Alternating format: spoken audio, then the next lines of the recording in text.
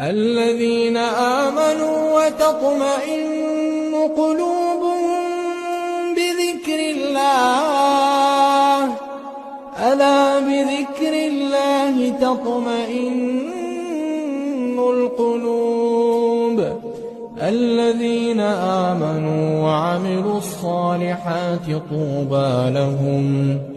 طوبى لهم وحسن مآب. السلام عليكم ورحمة الله وبركاته. إن الحمد لله نحمده ونستعينه ونستغفره ونعوذ بالله من شرور أنفسنا ومن سيئات أعمالنا. من يهدي الله فلا مضل له ومن يضلل فلا هادي له. وأشهد أن لا إله إلا الله وأشهد أن محمدا عبده ورسوله. أما بعد فقد قال الله تعالى في القرآن الكريم: أعوذ بالله من الشيطان الرجيم. ربي اشرح لي صدري ويسر لي أمري واحلل عقدة من لساني يفقهوا قولي. இல்லாமல்ல இறைவனின் நல்லடியார்களே,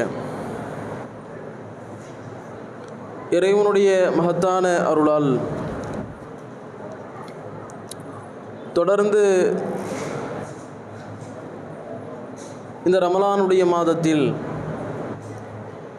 புனிதமிக்க நோன்பை நோற்றவளாக, இரவு தொழுகையை தொழுதவளாக இங்கே குழும்பியிருக்கிறோம். இந்த நேரத்தில் முஸ்லிம்களுடைய வாழ்வும் மரணமும் எப்படி இருக்க வேண்டும், முஸ்லிம்களாக வாழ்ந்து மறைந்தவர்கள் எப்படி தங்களுடைய வாழ்க்கையை அமைத்து கொண்டார்கள் என்கிற செய்திகளை அறிந்து கொண்டு வருகிறோம். அந்த அடிப்படையில் இன்றைய தினம் ஹிஜ்ரி 8ஆம் ஆண்டு நடைபெற்ற முஅத்தா என்று சொல்லக்கூடிய ஒரு போர்க்களமும், அதிலே முஸ்லீம்கள் தங்களுடைய வாழ்க்கையில் எப்படியெல்லாம் தியாகங்களை இஸ்லாத்திற்காக புரிந்தார்கள் என்பதனையும், அவர்களுடைய மரணம் வரை எப்படி அதிலே உறுதியாக நின்றார்கள் என்பதனையும் தான் பார்க்க இருக்கிறோம். இந்த முஅத்தா போர்க்களத்தை பொறுத்தவரையில் எல்லா போர்க்களங்களுக்கும் மாற்றமான ஒரு நிகழ்வை அல்லாஹுடைய தூதர் நபிகள் நாயகம் ஸல்லல்லாஹு அலைஹி வஸல்லம் அவர்கள் எடுத்தார்கள். இப்போவுமே போர்க்களத்துக்கு போனதுக்கு பிறகு அல்லாஹுடைய தூதர் நபிகளார் சென்றால் அவர்கள்தான் தளபதி. ரசூலுல்லாஹ் இந்த போர்க்களத்தில் கலந்து கொள்ளவில்லை. அப்போ ரசூலுல்லாஹ் ஒரு தளபதியைத்தான் எல்லா போர்க்களத்திற்கும் நியமிப்பார்கள், ரசூலுல்லாஹ் போகலைனா. ஆனால் வழக்கத்திற்கு மாறாக அல்லாஹுடைய தூதர் நபிகளார் இந்த போர்க்களத்திற்கு 3 தளபதிகளை நியமிக்கிறார்கள். புகாரியில் நீங்கள் பார்க்கலாம். இந்த போர்க்களத்திற்கு அல்லாஹுடைய தூதர் நபிகளார் உமர் ரதியல்லாஹு அவர்கள், இப்னு உமர் ரதியல்லாஹு அவர்கள் அறிவிக்கிறார்கள், இந்த போர்க்களத்திற்கு அல்லாஹுடைய தூதர் நபிகளார் ஸெய்த் பின் ஹாரிஸா அவர்கள் தளபதியாக நின்று இந்த போர்ப்படையினுடைய கொடியை ஏந்தி செல்வார்கள், போர்ப்படையை தலைமை ஏந்தி செல்வார்கள் என்று ரசூலுல்லாஹ் சொன்னாங்க. பிறகு அல்லாஹுடைய தூதர் நபிகளார் அடுத்த வார்த்தையில் சொல்கிறார்கள், இந்த ஸெய்த் பின் ஹாரிஸா கொல்லப்பட்டு விட்டால் ஜாஃபர் பின் அபு தாலிப் அவர்கள் இந்த போர்ப்படையினுடைய தளபதியாக இருப்பார்கள். அவர்களும் கொல்லப்பட்டு விட்டால், ஜாஃபரும் கொல்லப்பட்டு விட்டால், அப்துல்லாஹ் இப்னு ரவாஹா அவர்கள் இந்த போர்ப்படையினுடைய கொடியை சுமப்பார்கள் என்று அல்லாஹுடைய தூதர் நபிகளார் 3 தளபதிகளை இந்த போர்க்களத்திற்கு நியமிக்கிறார்கள். அப்படி நியமிக்கப்பட்டு மிக பெரும் படையோடு இந்த போர்க்களத்தை நோக்கி நகர்கிறது. கிட்டத்தட்ட 3000 படை வீரர்கள். எல்லா போர்க்களத்திலும் இந்த இஸ்லாமிய படை ரொம்ப குறுகிய படையாக இருக்கும். பத்ரு போர்க்களத்தில் 300 சொச்ச வீரர்கள், 319 வீரர்கள், அப்படித்தான் ஹதீஸ்களில் பதிவு செய்யப்பட்டிருக்கிறது. அதே அல்லாஹ் ரப்பல் ஆலமீன் அந்த படையை எதிர்த்து வந்தவர்கள் 1000த்திற்கும் அதிகமானவர்கள் அவர்களிடத்தில் இஸ்லாத்தை வெற்றியடைய செய்தான். உஹது போர்க்களமும் இஸ்லாமிய படை குறைவுதான். இப்படி எல்லா போர்க்களங்களிலும் இஸ்லாமிய படை குறைவாக இருக்கும். ஆனால் இந்த போர்க்களத்தில் நிறைவாகவே இருக்கிறது. 3000 படை, 3000 பேர் போகிறாங்க. இஸ்லாமிய சொந்தங்கள், இஸ்லாமிய சஹாபாக்கள், அல்லாஹுடைய நபியல்லாருடைய வளர்ப்புகள் அங்கே செல்கிறார்கள். அப்படி செல்லக்கூடிய அந்த நேரத்தில் ஒரு சிக்கல் நிலவுகிறது. அவர்கள் சென்று கொண்டே இருக்கக்கூடிய நேரத்தில் மஆன் என்று சொல்லக்கூடிய ஒரு இடத்தை அடைகிறார்கள். அந்த இடத்தை அடைகிற பொழுது அங்கே ஒரு செய்தி இவர்களுக்கு எட்டுகிறது. ரோம் பேரரசிலிருந்து கிட்டத்தட்ட 1,00,000 படை வீரர்கள் இந்த இஸ்லாமிய படைக்கு எதிராக வந்திருக்கிறார்கள். 1,00,000 அப்படின்னா அதுவே மலைக்குது. 3000க்கு 1,00,000 அப்படிங்கிறது எண்ணில் அடங்காது. ஒன்றுமே 1க்கு 2 கூட கிடையாது. இந்த செய்திகளோடு அவர்கள் நிப்பாட்டிக் கொள்ளவில்லை. தொடர்ந்து இன்னொரு மிகப்பெரிய இடியை இறக்குகிறார்கள். அந்த ரோம் படையோடு லக்கம், ஜுதாம், பல்கைன், பஹ்ரா, பலி என்று சொல்லக்கூடிய அங்கே அக்கம் பக்கத்தில் இருக்கக்கூடிய எல்லா குலங்களும் கோத்தரங்களும் சேர்ந்து 1,00,000 பேரை திரட்டி அந்த ரோமுக்கு அவர்களும் உதவுகிறார்கள். கிட்டத்தட்ட 2,00,000 வீரர்கள் படை திரண்டிருக்கிறார்கள் என்ற செய்தியை கேட்கிறார்கள். இப்படி கேட்டால் எப்படி இருக்கு யோசிச்சு பாருங்க. 1க்கு 2 அப்படின்னாலே தாங்க முடியாது. 2 பேர் ஒரு ஆள் அடித்தாலே தாங்க முடியாது. அதுவும் போர் வீரர்கள், காட்டு மிராண்டித்தனமாக இருப்பார்கள் ரோம் வீரர்கள். இவர்களோ மதினத்து வாசிகள், இவர்கள் விவசாயிகளாக இருந்தவர்கள். போர் படையினுடைய அனுபவம் ரொம்ப குறைவுதான். ஹிஜ்ரி 8 நடக்குது. ரசூலுல்லாஹ் ஹிஜ்ரத் செய்தா 8 ஆண்டுகள் நடக்குது. ஒரு 8 ஆண்டுகளில் பல போர்க்களங்களை சந்தித்தார்கள். என்ற போதிலும் கூட ரோம் என்பது மிகப்பெரிய பேரரசு. அதை எதிர்த்து போராடுவது என்பது சாதாரண ஒரு நிலை கிடையாது. அப்படிப்பட்ட பேரரசினுடைய வீரர்கள் 1,00,000, அத்தோடு அதனுடைய கூட்டு நாடாக இருக்கக்கூடிய உதவிகளாக வரக்கூடிய அவர்களும் 1,00,000 வீரர்கள், ஆக மொத்தம் 2,00,000 வீரர்கள் வருகிறார்கள் என்கிற செய்தியை கேட்ட உடனே சஹாபாக்களுக்கு ஒரு நேரத்தில் அப்படியே ஸ்டென்னாகி நிற்கிறாங்க. என்ன பண்ணுறது அப்படின்னு ஒரு ஆலோசனை நடக்குது. கிட்டத்தட்ட இந்த ஆலோசனை 2 நாட்கள் நீடிக்கிறது. என்ன பண்ணலாம்? ரசூலுல்லாவுக்கு லெட்டர் எழுதலாமா? இப்படி 2,00,000 வீரர்கள் வருகிறார்கள். ரசூலுல்லாஹ் ஏதாவது கூடுதலாக படைபலத்தை அனுப்புவார்கள். அல்லது அல்லாஹுடைய தூதர் நபிகள் நாயகம் ஸல்லல்லாஹு அலைஹி வஸல்லம் அவர்கள் வேறு ஏதேனும் ஒரு ஆலோசனையை கொடுப்பார்கள். என்ன செய்யலாம், என்ன நம்ம இந்த போர்ப்படை அடுத்து நடத்தி கொண்டு போகலாமா, என்ன பண்ணலாம் அப்படிங்கிற ஒரு ஆலோசனையை ரசூலுல்லாஹ் கொடுப்பாங்க. அப்படிங்கிற அடிப்படையில் அங்கே 2 நாட்கள் அந்த ஆலோசனை அப்படியே நடந்து கொண்டிருக்கிறது. அந்த சமயத்தில் நபிகள்லார் அறிவித்த அந்த முஅத்தாவுக்கு அல்லாஹுடைய தூதர் நபிகள்லார் சொன்ன 3 படைத்தளபதியில் ஒரு தளபதியாக இருக்கக்கூடிய அப்துல்லாஹ் இப்னு ரவாஹா அவர்கள் அந்த மக்களுக்கு மத்தியிலே ஒரு உரையை நிகழ்த்துகிறார்கள். ரொம்ப பெரிய உரை கிடையாது, சின்ன உரைதான். சில செய்திகளை சொல்கிறார்கள். அப்படி சொல்கிற பொழுது உடனடியாக அந்த சஹாபாக்களுடைய உள்ளங்கள் எப்படி திடகாத்திரமாக மாறுகிறது, எந்த அளவுக்கு உத்வேகமாக மாறுகிறது என்பதை நாம் பார்க்க வேண்டும். அப்துல்லாஹ் இப்னு ரவாஹா அவர்கள் சொல்கிறார்கள், என்ன மக்களே, நீங்கள் ஆலோசனை செஞ்சுட்டு இருக்கிறீங்க. உங்களுடைய ஆலோசனையெல்லாம் எனக்கு கொஞ்சம் கூட விருப்பம் கிடையாது. நீங்கள் சொல்லக்கூடிய ஆலோசனை எல்லாம் சற்று கூட எனக்கு விருப்பம் கிடையாது. மாறாக எனது கூட்டத்தாரே, அல்லாஹுவின் மீது சத்தியமாக இப்போது நீங்கள் எதை வெறுக்கிறீர்களோ அந்த வீர மரணத்தை தேடிதான் மதீனாவில் இருந்து நீங்கள் புறப்பட்டு வந்தீர்கள். எதை நோக்கி நீங்கள் வெறுத்துட்டு வந்தீங்களோ, இப்போ எதை நோக்கி வெறுத்து நிற்கிறீர்களோ அதை நோக்கி தான் நீங்கள் முதலில் களம் கண்டீர்கள். அதை நீங்கள் மறந்து விடாதீர்கள். வீர மரணத்திற்காகத்தான் நீங்கள் மதீனாவிலிருந்து புறப்பட்டீர்கள். நாம் எதிரிகளிடம் போராடுகிறோம். நமது ஆயுதங்களை கொண்டோ, நமது படை பலத்தை கொண்டோ, நமது எண்ணிக்கையை கொண்டோ இந்த வெற்றி கிடையாது. நாம் இந்த களத்தில் இறங்கவில்லை. மாறாக இறைவனுடைய உதவியை கொண்டு அல்லாஹ் இந்த படையை உதவுவான், அவன் இருக்கிறான் என்கிற அடிப்படையில் தான் இந்த போர்க்களத்தில் நாம் குதித்திருக்கிறோம். எனவே நீங்கள் இந்த போர்க்களத்தை நோக்கி கொஞ்சம் கூட நீங்கள் தளராதீர்கள். பின்னர் ஏன் இந்த எண்ணிக்கையை வச்சு நீங்கள் இந்த அளவுக்கு 2,00,000 பேர் இருக்கிறாங்களே, நாம் 3000 பேர் தானே இருக்கிறோம் என்று ஏன் சளைக்கிறீர்கள், ஏன் கவலைப்படுகிறீர்கள் என்று அந்த இடத்தில் அவர்கள் மக்களுக்கு மத்தியில் மிகப்பெரிய அளவிற்கு உண்டான உத்வேகம் ஊட்டக்கூடிய, உறுதி ஊட்டக்கூடிய ஒரு உரையை நிகழ்த்துகிறார்கள்.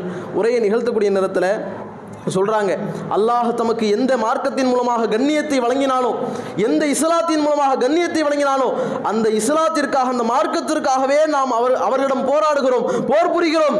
எனவே தயக்கமின்றி புறப்படுங்கள். 2இல் ஒன்றை அடைந்து கொள்வோம், ஒன்று வெற்றி அல்லது வீர மரணம் என்று அந்த மக்களுக்கு மத்தியிலே அப்துல்லாஹ் இப்னு ரவாஹா அவர்கள் உத்வேகமூட்டக்கூடிய உரையை நிகழ்த்துகிறார்கள். மக்கள் எல்லாம் அப்படியே உத்வேகம் எழுந்து அப்படியே அந்த போர்ப்படைக்கு கிளம்புகிறார்கள். அந்த போர்க்களத்தை நோக்கி அந்த போர்ப்படை நகர்கிறது. யோசிச்சு பாருங்க, இந்த சம்பவங்கள்லாம் நம்ம வாழ்க்கையில் இந்த மாதிரி ஏதாவது நடந்திருக்குதா? இது மாதிரியான சூழ்நிலை நம்ம அனுபவித்திருக்கிறோம்? ஒன்றுமே கிடையாது. அது மாதிரியான நிலையில் அல்லாஹ் நமக்கு ஒரு கடினமான இக்கட்டான சூழ்நிலையில் விட்டுவிடவில்லையே. சுகபோகமாக இருக்கிறோம், நல்ல முறையில் எல்லா விதமான வசதி வாய்ப்புகளும் அல்லாஹ் நமக்கு கொடுத்திருக்கிறான். என்ற போதிலும் அல்லாஹுடைய மார்க்கத்தை, அல்லாஹுடைய இந்த கொள்கைகளை நாம் கடைபிடிப்பதில், இறைவனுடைய வார்த்தைகளை ஏந்தி நடப்பதில் மிகப்பெரிய அளவுக்கு ஒரு சலைவான நிலை, அதிலே மிகப்பெரிய ஒரு குறைவான நிலையில் தான் இன்றைக்கு முஸ்லிம்களில் பெரும்பாலான மக்கள் வாழ்கிறார்கள். ஆனால் இறைவனுடைய மார்க்கத்திற்காக, இஸ்லாத்திற்காக தங்களுடைய உயிர்களை, ரசூலுல்லாஹ் சொல்லக்கூடிய வார்த்தை அப்படிங்கிறது சாதாரண வார்த்தை கிடையாது. இந்த ஸெய்து போர்படையினுடைய தளபதியாக இருப்பார், இவர் கொல்லப்படுவார், அடுத்து நீங்கள் தலைமை தாங்கணும், நீங்கள் ஜாஃபர் தலைமை தாங்கணும், இந்த ஜாஃபர் கொல்லப்படுவார், அப்துல்லாஹ் இப்னு ரவாஹா தலைமை தாங்கணும் அப்படிங்கிற அடிப்படையில் தான் ரசூலுல்லாஹ் சொல்கிறாங்க. அவங்களுக்கு தெரியுமில்ல, அவங்க நினச்சிருக்கலாம்ல, நாளைய தினம் போர்க்களத்தை நாம் சந்தித்தால், போர்ப்படையில் சென்றால், அதில் கலந்து கொண்டால் கொல்லப்பட்டு விடுவோம். நபிகள்லாம் சொல்லியிருக்கிறார்கள். எதையாவது சாக்கு போக்கு சொல்லி, வீட்டில் மனைவிக்கு உடம்பு சரியில்லை, ரொம்ப கஷ்டமாக இருக்குது சூழ்நிலை, அப்படி இல்லை இப்படி இல்லை, எதையாவது சொல்லி தப்பித்திருக்கலாம்ல, அந்த போர்ப்படையிலிருந்து தங்களை எப்படியாவது காத்து கொண்டிருக்கலாம்ல. அப்படி செய்தார்களா? போர் படையில் அந்த அல்லாஹுடைய நபிகள்லார் சொன்ன அடிப்படையில் போர்க்களத்தில் அவர்கள் போய் குதிக்கிறார்கள். போர்க்களத்தில் 2 லட்சம் வீரர்களுக்கு எதிராக அவர்கள் களம் காண்கிறார்கள். அப்படி களம் காணக்கூடிய நேரத்தில் அல்லாஹுடைய நபிகள்லார் லைவ் டெலிகாஸ்ட் பண்ணுறாங்க. ரசூலுல்லாஹ் மதீனாவில் இருக்கிறாங்க. மொத்தா என்கிற இடத்தில் போர் நடந்து கொண்டிருக்கிறது. நபிகள்லார் கிட்டத்தட்ட அந்த மொத்தா என்ற இடத்திலிருந்து பைத்துல் முகத்தஸிற்கு 2 நாட்கள் நடந்து சென்றால் போய் சேர்ந்து விடலாம், அந்த அளவுக்கு மிக தொலைவில் இருக்கிறாங்க. அப்படிப்பட்ட நேரத்தில் அல்லாஹுடைய நபிகள்லார் போர்க்களத்தினுடைய அந்த விஷயங்களை எல்லாம் அப்படியே அல்லாஹ் அவர்களுக்கு காட்டுகிறான். என்ன போர்க்களத்தில் நடந்து கொண்டிருக்கிறது, எந்த மாதிரி போர் நகர்ந்து கொண்டிருக்கிறது என்பதை அல்லாஹுடைய நபிகள்லார் அப்படியே விளக்குகிறார்கள். மக்கள் எல்லாம் குழும்பி இருக்கக்கூடிய அந்த சபையில் ரசூலுல்லாஹ் சொல்கிறாங்க, போர்க்களம் துவங்கிவிட்டது. இப்போது ஸெய்த் இப்னு ஹாரிஸா அவர்கள் போர் படையினுடைய கொடியை தாங்கிக் கொண்டு இஸ்லாமிய படையை வழிநடத்தி கொண்டிருக்கிறார், இஸ்லாத்தினுடைய கொடியை பிடித்துக் கொண்டு போர்க்களத்தின் முன்னேறி கொண்டிருக்கிறார் என்று சொல்லிக்கொண்டே இருக்கிறார்கள். இப்பொழுது ஸெய்த் இப்னு ஹாரிஸா கொல்லப்பட்டு விட்டார், ஸெய்த் இப்னு ஹாரிஸா அவர்கள் ஷஹீதாக்கப்பட்டு விட்டார். இந்த இஸ்லாமிய படையினுடைய கொடியை ஜாஃபர் பின் அபு தாலிப் அவர்கள் இப்பொழுது தங்களுடைய கையிலே ஏந்தி கொண்டு போராடி கொண்டிருக்கிறார். போராடி கொண்டிருக்கக்கூடிய நேரத்தில் ஜாஃபர் பின் அபு தாலிப் அவர்களுடைய ஒரு கரம் வெட்டப்படுகிறது, அவருடைய வலது கரம் வெட்டப்படுகிறது. இடது கரத்தில் கொடியை பிடித்துக் கொண்டு போராடுகிறார், இந்த போர்ப்படையை வழிநடத்துகிறார். இடது கரமும் வெட்டப்படுகிறது, மேலும் போராடுகிறார் இந்த இஸ்லாத்திற்காக. ஒரு கட்டத்தில் அவரும் கொல்லப்படுகிறார். 3வது தளபதியாக அல்லாஹுடைய நபிகள்லார் அறிவித்த அப்துல்லாஹ் இப்னு ரவாஹா அவர்கள் வீர உரை நிகழ்த்தினார்களே, எதற்காக இந்த போர்க்களத்தில் நாம் கலந்து கொள்கிறோம், ஒன்று வீர மரணம் அல்லது அல்லாஹுடைய வெற்றி, 2இல் ஒன்றை அடைந்து கொள்வோம் என்று சொன்னாரே, அவரும் அடுத்த போர்ப்படையினுடைய தளபதியாக களமிறங்குகிறார். அவரும் கொல்லப்படுகிறார், அவரும் அந்த இடத்தில் ஷஹீதாக்கப்படுகிறார். போர்க்களத்தை அல்லாஹுடைய நபிகள்லார் சொல்லிக்கிட்டே இருக்கிறாங்க. அவங்களுக்கு என்ன மனைவி இல்லையா, பிள்ளை இல்லையா? இந்த இறந்து போன சஹாபாக்களுக்கு ஒன்றும் இல்லாத ஆட்களா? ஜாஃபர் பின் அபு தாலிப் யார்? அல்லாஹுடைய தூதர் நபிகள்லார் யாருடைய கரங்களில் வளர்த்தெடுக்கப்பட்டார்களோ அப்படிப்பட்ட தன்னுடைய பெரிய பாப்பாவுடைய மகன் அலி ரலியல்லாஹுடைய சகோதரர், தனக்கும் சகோதரர். இதெல்லாம் நம்ம சொல்லிட்டு இருக்கும்போது அப்படியே ஒரு வேகத்தில் சொல்கிறோம். ஆனால் ரசூலுல்லாஹ் சொல்லும் பொழுது இந்த செய்திகளை எல்லாம் அழுது கொண்டே சொல்கிறார்கள், கண்ணீர் சொட்ட சொட்ட. என்னுடைய சகாக்கள் கொல்லப்பட்டு கொண்டிருக்கிறார்களே, என்னுடைய தோழர்கள் அந்த இடத்தில் ரத்தம் சிந்த சிந்த அந்த இடத்தில் வீர மரணத்தை அடைந்து கொண்டிருக்கிறார்களே என்று அல்லாஹுடைய தூதர் நபிகள்லார் அழுது கொண்டே சொல்கிறார்கள். ஜாஃபர் அவர்கள் கொல்லப்பட்டதற்கு பிறகு ரசூலுல்லாஹ் சொல்கிறாங்க, அவங்க வீட்டில் அவங்களுடைய மனைவி பிள்ளைங்க இருக்கிறாங்க, அவங்களுக்காக வேண்டி போய் சமைச்சு கொடுங்க, அவங்களுக்காக வேண்டி தேவைகளை அவங்க இடத்துல போய் சொல்லுங்க, அவங்களுக்கான தேவைகளை நிறைவேற்றுங்கள் என்று அல்லாஹுடைய தூதர் நபிகள்லார் சொல்கிறார்கள். இதெல்லாம் நம்முடைய கடமை. நம்முடைய சொந்தக்கார உறவினர்கள் மௌத்தா போயிட்டாங்கன்னா நாம் போய் அங்கே அவங்களுக்கு நீங்கள் மதியம் என்ன ஆக்குறீங்க, என்ன பிரியாணியா, என்ன தால்ச்சாவா, என்ன பண்ணுறீங்க அப்படின்னு இன்னைக்கு பந்தல் தடால்படால் என்று ஓடுகிறது. ஆனால் ரசூலுல்லாஹ் என்ன கற்றுத்தந்தாங்க தெரியுமா? இந்த ஜாஃபர் அவர்கள் கொல்லப்பட்டதற்கு பிறகு சொல்கிறார்கள், ஜாஃபர் மௌத்தாயிட்டாங்கன்னு அவங்க வீட்டுக்கு செய்தியை சொல்லுங்கள், சொல்லிவிட்டு அவர்கள் ரொம்ப சோகத்தில் இருப்பாங்க, துக்கத்தில் இருப்பாங்க, அவங்களுக்காக வேண்டி உணவை சமைத்து கொடுங்கள் என்று. ஏன்னா அவங்க பங்காளி இல்லை, உறவினர், நெருங்கிய உறவினர் இல்லை, ரசூலுல்லாஹ் சொல்கிறாங்க. அப்போ இப்படியெல்லாம் இஸ்லாம் கற்றுத்தருகிறது. அதற்கு மாற்றமாகத்தான் இன்றைக்கு முஸ்லீம்களாக வாழக்கூடியவர்கள் இருந்து கொண்டிருக்கிறோம். அதே நேரத்தில் இந்த 3 தளபதியிலும் கொல்லப்பட்ட செய்தியை ரசூலுல்லாஹ் சொல்றாங்க. சொல்லிவிட்டு இறுதியாக யோசிச்சு பாருங்க, 2 லட்சம் பேர் 3000 பேர் எதிர்த்து நிற்கிறார்கள், தொடர்ந்து களமாடுகிறார்கள். இறுதியாக போர்ப்படையினுடைய தளபதியாக சைஃபும் மின் சுயூஃபில்லா, அல்லாஹ்வுடைய போர் வாள்களில் ஒரு வாள் என்று சொல்லப்படுகிற காலித் பின் வலீத் அவர்கள் அந்த போர்ப்படையினுடைய தளபதியாக அவர்களாகவே வழிநடத்துகிறார்கள். இறுதியாக அல்லாஹ் ரப்பல் ஆலமீன் அவருடைய கையில் வெற்றியை தருகிறார். 2 லட்சம் பேரை துவம்சம் செய்கிறாங்க. காலித் பின் வலீத் அவர்கள் எப்படிப்பட்ட வீரர் என்றால், அன்றைய நாள் அவங்க சொல்றாங்க, என்னுடைய கையால் 9 வாட்கள் உடைக்கப்பட்டது. 9 வாள் உடைஞ்சு போய் யோசிச்சு பாருங்க, வாளை தூக்க முடியுமா நம்மளால? பார்த்துருப்போமா நம்ம? 9 வாள்கள் உடைக்கப்படுகிறது. இறுதியாக யமன் தேசத்தினுடைய ஒரு வாள் மட்டும்தான் என்னுடைய கையில் நிலைத்திருந்தது என்று காலித் பின் வலீத் அவர்கள் சொல்கிறார்கள். இந்த ஹதீஸை அறிவிக்கக்கூடிய உமர் ரலியல்லாஹு அன்ஹு சொல்றாங்க, அன்றைய நாள் நானும் அந்த போர்க்களத்தில் கலந்து கொண்டேன். அந்த 3000 பேர்களில் நானும் ஒருவன். நான் ஷஹீதாக்கப்பட்ட ஜாஃபர் பின் அபூ தாலிப் அவர்களை தேடிச் சென்றேன். அவருடைய உடலை பார்த்தேன். எப்படி இருந்தது தெரியுமா? எந்த அளவுக்கு இஸ்லாத்திற்காக போராடினார்கள் தெரியுமா? தன்னுடைய வாழ்வையும் மரணத்தையும் இஸ்லாத்திற்காக எப்படி செதுக்கினார்கள் தெரியுமா? அவருடைய உடலில் அப்படியே அந்த செதுக்கப்பட்ட அந்த காயங்கள் எதிரிகளுடைய அம்புகளால், எதிரிகளுடைய அந்த ஈட்டிகளால், எதிரிகளுடைய அந்த வாட்களால் அவருடைய உடல் முழுக்க அப்படியே சிதைக்கப்பட்டிருந்தது.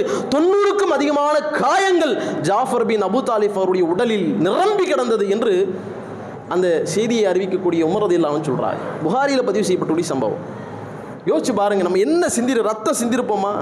வேர்வையை சிந்திருப்போமா? இஸ்லாத்திற்காக, இந்த மார்க்கத்திற்காக என்ன பண்ணியிருக்கிறோம்? முஸ்லிம்களாக வாழ்கிறோம் என்று நாம் சொல்லிக்கொள்கிறோமே, மெச்சிக்கொள்கிறோமே. நாம் மெச்சிக்கொள்வதற்கு நாம் நம்முடைய வாழ்க்கையில் என்ன செய்திருக்கிறோம்? என்ன மாதிரியான வாழ்க்கையை வாழ்ந்திருக்கிறோம்? சிந்தித்து பார்க்க வேண்டும்.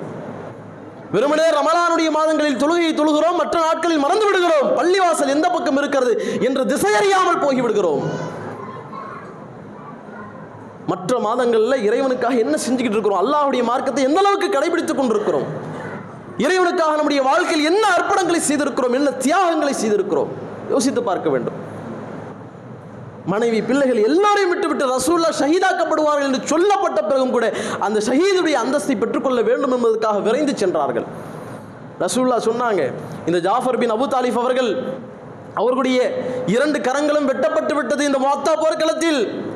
ஆனால் இவருடைய கரங்கள் வெட்டப்பட்டதற்கு பிறகு நாளை மறுமையில் அல்லாஹ் ரப்பல் ஆலமீன் அவர்களுக்கு 2 இறக்கைகளை தருவான். அதன் மூலமாக ஜிப்ரீல், மீகாயில் அவர்களோடு அவர்கள் உலா வந்து கொண்டிருக்கிறார்கள். சுவனத்தில் தாங்கள் இஷ்டப்பட்ட இடத்தில், விரும்பிய இடத்தில் அவர்கள் சென்று கொண்டிருக்கிறார்கள். அல்லாஹ் சொல்கிறானே, யார் அல்லாஹ்வுடைய பாதையில் கொல்லப்பட்டார்களோ, வமை யுக்தலு ஃபீ சபீலில்லாஹ், யார் அல்லாஹ்வுடைய பாதையில் கொல்லப்பட்டு விட்டார்களோ அப்படிப்பட்டவர்களை அம்வாத், இறந்து போனவர்கள் என்று சொல்லாதீர்கள். அவங்க மௌத்தா போகல, மாறாக பல் அஹ்யா, அவர்கள் உயிரோடு இருக்கிறார்கள்.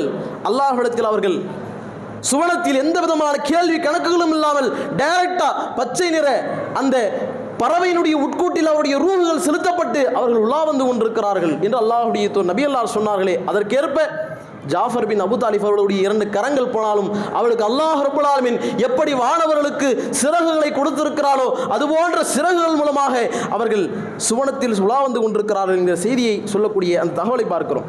அதனால தான் ஜாஃபர் அவர்களுக்கு துல் ஜனாஹைன், 2 இறக்கை உடையவர் என்று அவருக்கு பேரே வைக்கப்பட்டது. அவங்களுடைய பிள்ளைகளுக்கு அந்த பெயர்களை கொண்டுதான் அழைக்கப்பட்டார்கள். துல் ஜலாஹின், 2 இறக்கைகளுடைய அந்த ஜாஃபருடைய மகனே என்று நாங்கள் அழைத்தோம் என்று உமர் ரலியல்லாஹு அன்ஹு போன்ற அந்த சஹாபாக்கள் சொல்லக்கூடிய செய்திகளை பார்க்க முடிகிறது. அப்போ அந்த மாதிரி இஸ்லாத்துக்காக தங்களுடைய தியாகங்களை, தங்களுடைய வாழ்வையும் மரணத்தையும் அவர்கள் அமைத்துக் கொண்டார்கள். இறுதி வரை இஸ்லாத்திற்காகவே தங்களுடைய ஒட்டுமொத்த செயல்பாடுகளையும் அவர்கள் அமைத்துக் கொண்டார்கள். அதுபோன்ற ஒரு வாழ்க்கையை நாமும் வாழ வேண்டும். அதுபோன்ற ஒரு செய்திகளை நம்முடைய வாழ்க்கையில் நாம் கேட்கக்கூடிய ஒவ்வொரு விதமான தகவல்களையும் உள்ளே வாங்கி வெறுமனே இதெல்லாம் கேட்டோம், ஏதோ தகவல்கள் சொல்லப்பட்டது என்கிற அடிப்படையில் ஏற்றுக்கொண்டு சென்று விடாமல் இதுவெல்லாம் நாம் என்ன செஞ்சிருக்கிறோம் இஸ்லாத்துக்காக, நம்முடைய வாழ்க்கையில் எந்த அளவுக்கு குர்ஆன் சொல்லக்கூடிய அடிப்படையில் வாழ்கிறோம், ஹதீஸ்கள் சொல்லக்கூடிய அடிப்படையில் வாழ்கிறோம், அவர்கள் தன்னுடைய உயிரே போனாலும் இறுதி வரை அவர்கள் தன்னுடைய வாழ்க்கையில் உறுதியாக இருந்தார்களே என்ற அடிப்படையில் நாம் எந்த மாதிரி நம்முடைய வாழ்க்கையை நடத்த வேண்டும் என்பதை இது மாதிரியான சம்பவங்கள் மூலமாக படிப்பினை பெற வேண்டும் என்பதற்காகத்தான் இந்த தகவல்கள் கொடுக்கப்படுகிறது. இது போன்ற இன்ஷா அல்லாஹ் தொடர்ந்து பல சஹாபாக்களுடைய வாழ்க்கை வரலாற்றில் நடந்த அவருடைய இறுதி வரை அவருடைய வாழ்வு முழுவதும் எப்படி இருந்தது, மரணம் வரை எப்படி அவர்கள் அமைத்துக் கொண்டார்கள் என்கிற தகவல்களை அறிந்து கொள்வோம் என்று சொல்லி இந்த உரையினை நிறைவு செய்து கொள்கிறோம். அஸ்ஸலாமு அலைக்கும் வரஹ்மத்துல்லாஹி வபரகாத்துஹு.